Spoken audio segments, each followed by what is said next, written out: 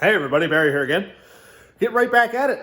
I got to install the drive shaft tonight with all of its new U-joints and the center support bearing. And I'm going to see if I can make a cross member for the steady bearing. So, what I have is the steady bearing comes back here and mounts about right here somewhere. And obviously, none of this here is heavy enough to actually mount it to. So I'm going to make my own cross member up here to come along and bolt the center support bearing up to that. So I'm going to go ahead and put the drive shaft in it, and we'll get a better look in just a second.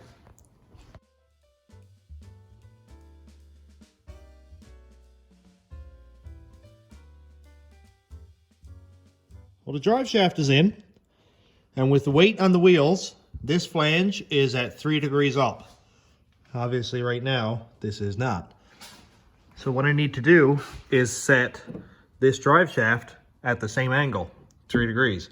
That way the engine, drive shaft, and rear end will all be at the same angle. So I need to kind of shim up this a little bit, find the angle it needs to be at, and then make it a cross member. Got it all set up. I know it looks odd, but we've got drive shaft. Everything here is all good.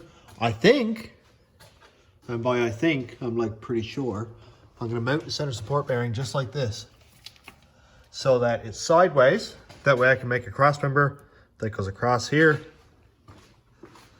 up to the frame, and then from the top point ahead and tie in right here somewhere. Sorry about the quality under here, it's really dark. I'm using a light. It isn't ideal. But I am going to move up top now. Now that I've got a strap here, the drive shaft is centered, all that fun stuff. And probably slice off another inch or so, or a couple inches of this tub here, so I can run my cross member across. I don't mind mounting it sideways, because it's going to give me the most space that way. And either way, it's going to hang down or over or whatever on some point of the bearing. So it's going to work just fine like that. And that's going to be the easiest way to mount it, so that if I need to unbolt it, all I got to do is pull a couple bolts out and drop the drive shaft straight down.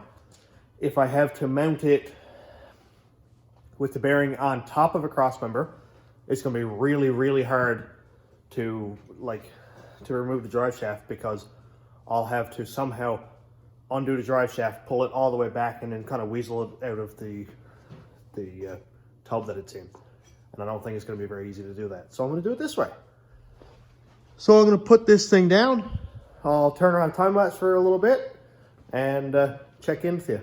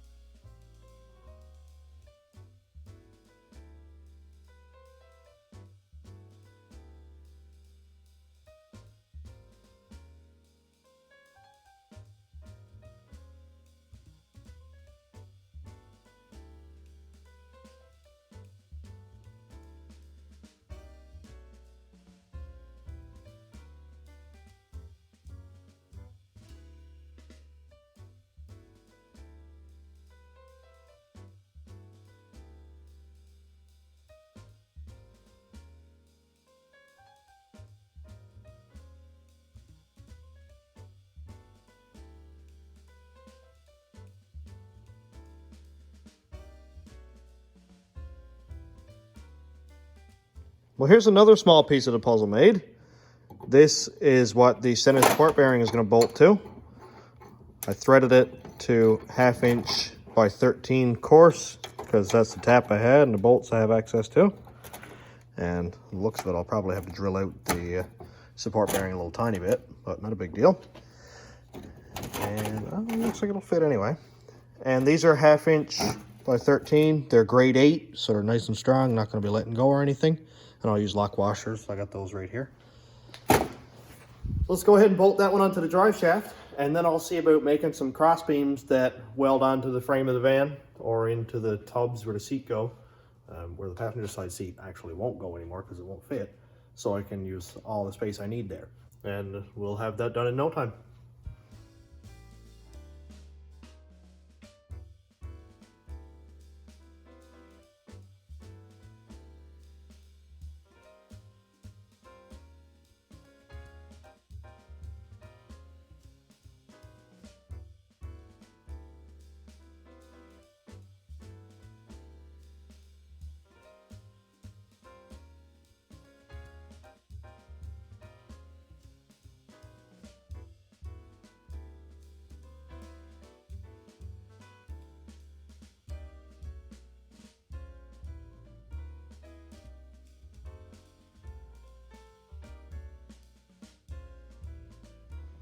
Making some progress, and it looks custom.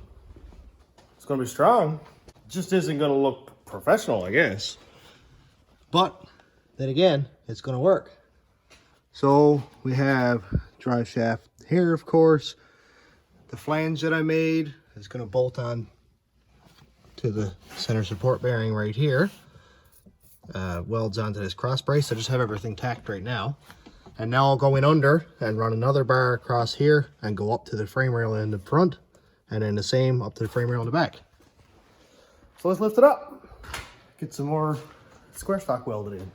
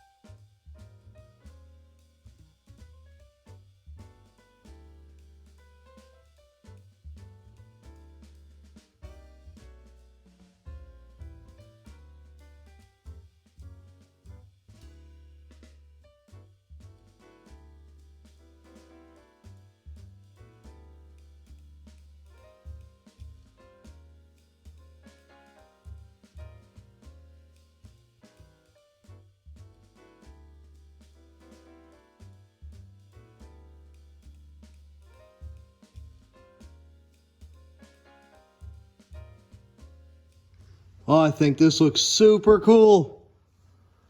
So here's the bottom bar, goes across up to the front of the tub where it's nice and strong. There's a frame rail there.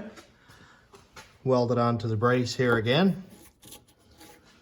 And I can unbolt this and pull it straight down with no issues. Now if I have to change the drive shaft or U-joint, I'll probably cut a half an hour off my time, just because it's mounted sideways and not straight up and down. You can see now that if it was mounted like this, I'd have a really hard time getting it out. And I want this to be as easy as possible to change an engine, change transmission, anything. Change a U-joint. I don't want it to be a difficult job. So I'm gonna go ahead and finish weld everything. I've got to take my time because there's a lot of seam sealer in these vehicles and I really don't want to burn this thing to the ground. So I'm gonna go ahead and just kind of stitch weld it, take my time, maybe have a bottle of water that I can just spray the welds after, make sure everything's good. And then this driveline setup will be done.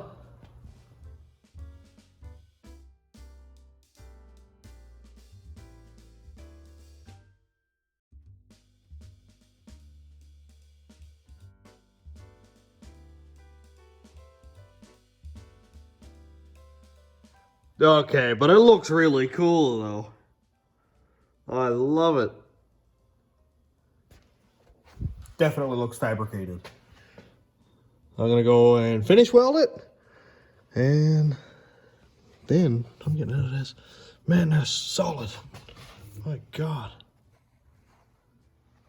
I apologize again for the kind of cramped view down here and shadows and all that stuff, but not a lot of light in under the van. So as soon as I can, I'll be back up on top of the van and doing stuff that everybody can see. Oh, my light just died. Sick.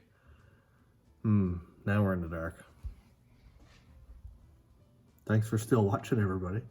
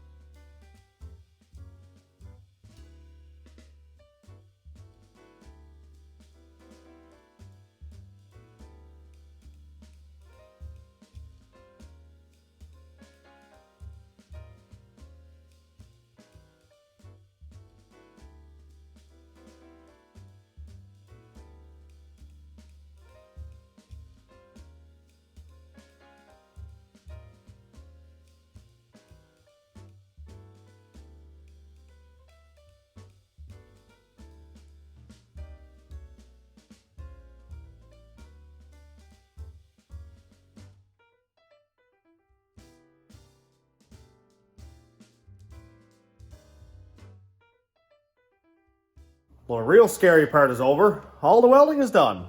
It looks really cool. If I can get in here without tripping up. Everything's all welded up here. The flash puts a lot of harshness into stuff, but here it is anyway. The support's going to bolt to it right here. And it's very strong. I can't move it at all. I can't wiggle it even a little bit with my hands. And I even kicked it just for a laugh. And it will not move. So I don't doubt at all that it's going to be strong. I don't know if I've ever seen... Let me get out of here. I don't know if I've ever actually seen a center support bearing mounted like sideways before. Anybody think there's going to be any issues with it or anything? Or, you know, I have a plate put there so that the brace that's on the top, like that, goes across here to keep it, you know, squat and solid. There's a plate going across so it's actually tight like that. But instead of it being, you know, hung like it normally is, it's just sideways. So I imagine there's going to be the same amount of actual pressure on the bearing and the rubber surrounding it. So I can't see it being any issues at all. Any input? Let me know. If you've done it before and it's broke, or got any suggestions on, you know, upgrading it a little bit, just let me know. So I'm going to go ahead on fire watch for the next half an hour or so and make sure this is going to be all good. So while I'm doing that, I'm just going to bolt the drive shaft back up just to say that it's bolted up. I still got to pull everything back down to paint in underneath it all anyway. But, you know, I just want to see what it looks like. I think it's going to be really sweet.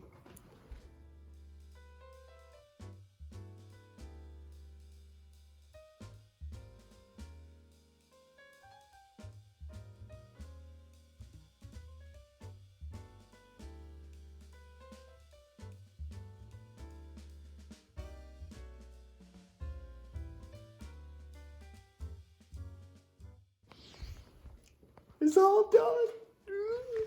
And while I'm here, I may as well go ahead and weld the drive shaft. Man, that looks so cool. This is probably the coolest thing I've ever done. And I know you guys have done way cooler stuff, but oh, I like it. It's so sick.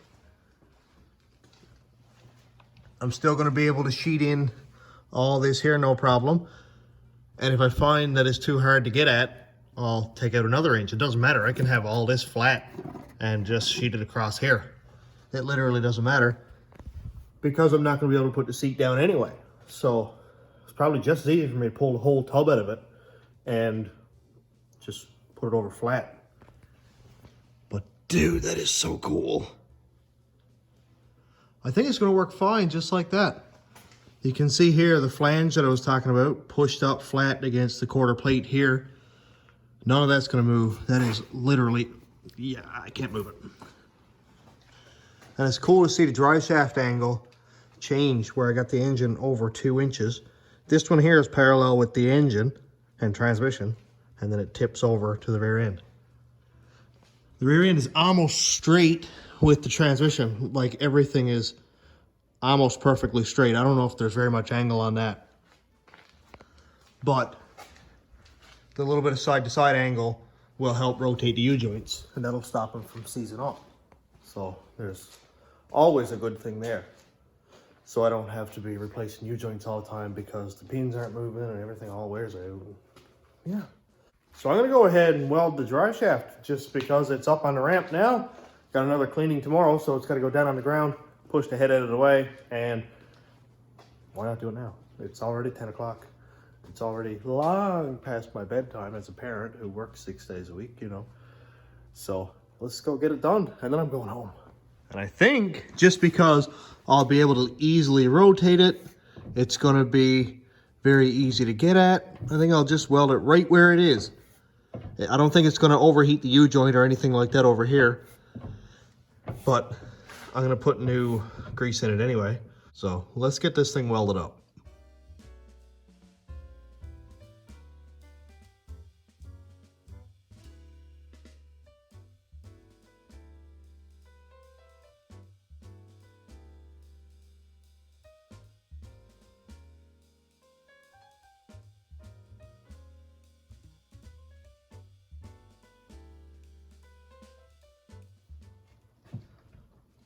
I am happy with that. No pinholes, no undercutting. I mean, there's some slag and stuff, but I'm using flux core. I'm happy with how it looks. So I can say that the driveline, check. Yeah. Man, some serious progress going on here in the last couple days. Last week or so. And I've got 20 days left, I think it is. So if I can knock out this real big stuff first, like, you know, like the transmission stuff, the drive shaft stuff like I have done now, the rear end stuff, suspension like I've got done the last week or so, I can start at the small stuff like hooking up the two-step, hooking up the line lock, getting all the wiring done, electric fan, and I may put another fan on the front of the intercooler as a pusher fan, because doing burnouts, you're spending a lot of time in one place or going probably 50 kilometers an hour with 250 kilometer an hour wheel speed, or 200 kilometer an hour anyway. So there's not as much air being pushed through the rad from speed, so, you know, chance to overheat, especially with a rad that was designed for a V6. Now we got a turbocharged V8 in it. So I'm a little bit nervous. So I might put a pusher fan in the front, like a 14-inch or something like that, whatever I can fit behind the grill, basically. So a lot of work doing the next little bit. As for a fuel system, I'm going to grab the factory fuel tank for the Caravan, put it in behind the rear seats, like in this compartment up here, and strap it down so it's nice and safe, have all the seats up so it's well away from me, and run it. And have the fuel lines not going through the compartment, but down and under the vehicle, right up through the front like it would anyway. And that'll be perfect for the competition. Derby cars do it. They're getting smashed up all day long. This is going to be perfectly fine. Assuming that Brad says it's okay for me to do that during the competition. So I'll ask him about that well before anyway to come up with a plan. But yeah, that's it for tonight. All done. Time for me to go home, get some sleep, and dream about this clutch setup a little bit more. I'm starting to get an idea about it, but a little bit of planning, a little bit of designing, a lot of fabricating. So hang in there for the next one. Thanks for watching, everybody. Have a good night.